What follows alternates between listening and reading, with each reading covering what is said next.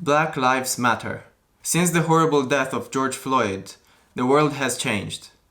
Over the past few weeks, very important events have happened in the world, and in this video I would like to address them.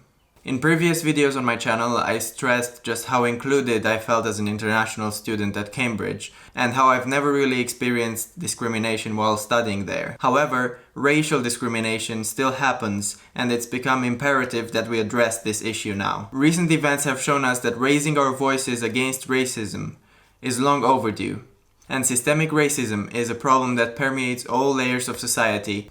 To give you an example of discrimination based on skin color that happens in universities is a situation of so-called micro-racism. Black students, upon entering their own college, are sometimes asked for college identification in order to prove that they're members of that college, whereas white visitors or tourists are not being asked anything about why they're there and what they're doing, why they're entering the college. Such cases of racial discrimination should not be happening. However, it still happens, and it's a problem that we must address. It's not just a problem that black people have, it's a problem that white people have, because systemic racism belongs to a predominantly white system. Now, if you want to hear some more about experiences of racism at university, I strongly recommend that you watch a video on the StudyTube project channel by Ease and Jack, who are having an open conversation about these issues. The video is called Black Lives Matter, Everyday Racism, White Privilege, Performative Activism, an open conversation.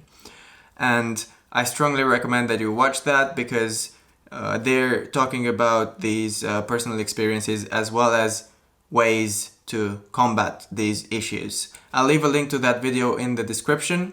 Now, among the things you can do about it is educate yourself on the topic, sign petitions, and make donations. I'll also leave the links to petitions you can sign in the description, and whatever you're doing, make sure that you make your voice heard against racism, because it's important that our society actually becomes the inclusive society that it aims and pretends to be. I'll leave links to some really good books on racism and white privilege in the description below.